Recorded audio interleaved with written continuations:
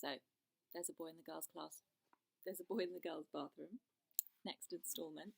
And as I said, chapter 38, I think, is where we're up to, but sorry if I'm wrong. So, this is what the page looks like. This is Bradley Chalkers has finally handed in his first ever piece of homework. So, here it is. Bradley Chalkers, homework, book report. My Parents Didn't Steal an Elephant by Uriah C. Lasso, Mrs. Ebble's class, room 12, Red Hill School, last seat, last row, next to Jeff. My Parents Didn't Steal an Elephant by Uriah C. Lasso by Bradley Chalkers. My Parents Didn't Steal an Elephant was a very funny and crazy book by Uriah C. Lasso, a funny author to write such a book. It's a story told by a kid. The kid's parents are in jail because they stole an elephant, except they're innocent. Hey, I just realised something. You know what? I never knew the kid's name. I just realised that, you know what else too? You don't know if the kid is a good boy or a girl. I just realised that right now as I was writing this book report because I didn't know whether to write he or she. I told you it was crazy. The kid lives with his aunt and uncle. They're crazy too. They put wallpaper up in the garage for no reason. I told you they were crazy. Ace is crazy too. He's the lawyer for the kid's parents. He makes the kid practice crying for an hour every day so the kid has to be able to cry good in court. Only when the kid finally gets to court, the kid doesn't cry at all. The kid laughs. Then everyone else laughs too. Then the kid's parents get to go home because they're innocent. Except, you know what? I'm not so sure. I mean, if they really were innocent, then who ate all the peanuts? Told you it was crazy. The end. The end. Absolutely wonderful, said Carla. Is it good? Asked Bradley. You captured the very essence of the book. He smiled even though he didn't know what essence meant. They were sitting around the table. It was Thursday before school. Bradley had to turn in his book report to Mrs. Ebble, but he wanted Carla to see it first, just in case he ripped it up. Carla was wearing a fluffy pink sweater. I always wondered what happened to the peanuts too, she said. Me too, said Bradley. And they could have hid the elephant in the garage. That's why they put wallpaper there, to cover up the fingerprints.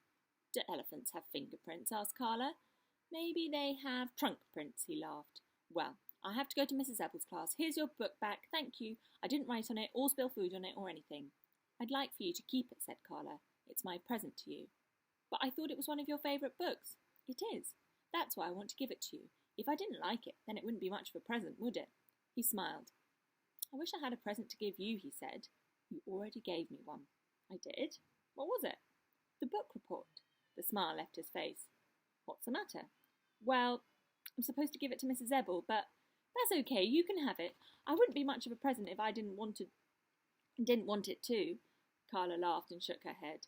That's very sweet, Bradley, but that's not what I meant. I want you to give it to Mrs. Ebble. It just makes me very happy that you did such a wonderful job.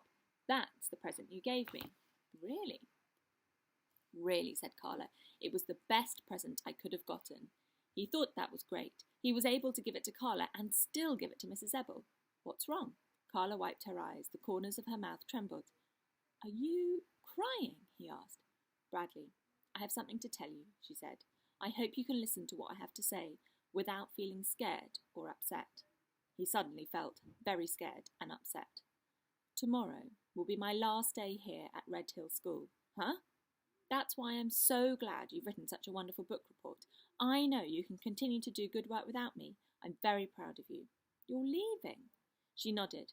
I've been transferred. I'll be teaching kindergarten at Willow Bend School. But I want to thank you, Bradley. You've made my short time here very special. I'm so glad we got to know each other. You're leaving?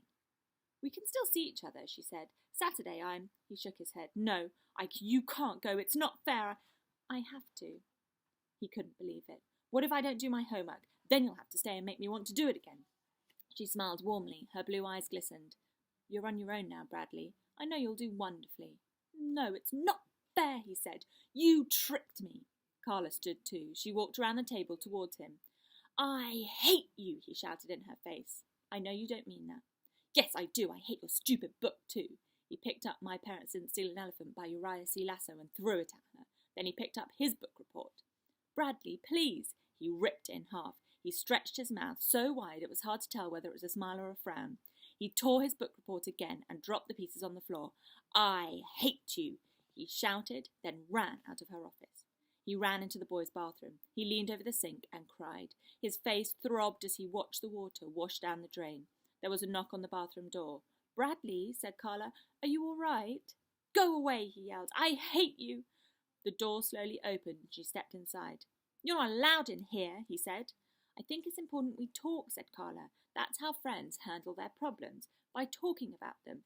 That's why we've become such good friends, because we've learnt to talk to each other. I'm not your friend. Why would I want to be friends with you? I hate you." "I like you, Bradley. I can like you, can't I? You don't have to like me." "I am not going to Colleen's birthday party," he said, "and I don't like Jeff either. And I'm never doing my homework ever. I'm going to fail all my tests." Do you know what I think? I think you're worried. Now that I'm leaving, everything will turn bad again. You think Jeff won't like you anymore, and Colleen won't want you to come to her party, and Mrs. Ebel will give you bad grades no matter how hard you try. This is the boys' bathroom! But it wasn't me who magically changed your life, Bradley. It was you. You're not Cinderella, and I'm not Prince Charming. "You're not allowed in here," he said coldly. "Saturday, I'm going to need someone to help me move all my things out of the office," she said. "I would appreciate it very much if you would come and help me. Then afterwards we could have lunch together. We can go to a restaurant." He wanted to go to her, to hug her, but he couldn't. He felt like his insides were being ripped apart. "It will be lots of fun," said Carla, "and it would be a great help to me." "I have to use the toilet." "Maybe I'll see you on Saturday," said Carla. "I would like that very much." She turned and walked out the door. Bradley stayed in the bathroom until the bell rang. Then he went home, sick. Chapter 39, a very short one. Ronnie hopped along, singing doo-dee-doo-dee-doo-dee-doo-dee-doo-dee-doo. All the other animals were gathered together. "What are you doing?" asked Ronnie. "We're talking," said the lion. "And you can't listen," said the kangaroo. "Oh, okay," said Ronnie. She waited for the other animals to finish talking. The other animals finished talking. "We finished talking," the lion told Ronnie. "We took a vote. We don't like you anymore." Ronnie hopped away. Suddenly she fell into quicksand. "Help!" she cried. "Bartholomew, save me!" "No, I won't," said Bartholomew, "and I'm not going to marry you either." Ronnie sank into the quicksand and died. Next time I'll read you chapter 40 and 41. Bye.